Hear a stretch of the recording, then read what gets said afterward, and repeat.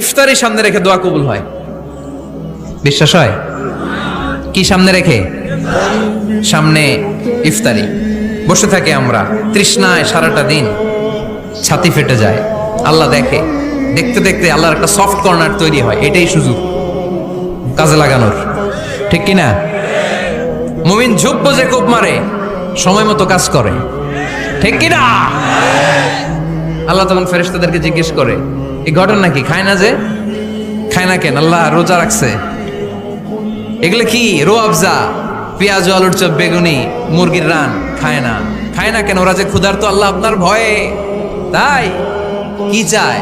আল্লাহ আপনার কাছে ক্ষমা চায়, ক্ষমা চায়। আল্লাহ রহমতের দরিয়ায় জোশ খেলে যায়।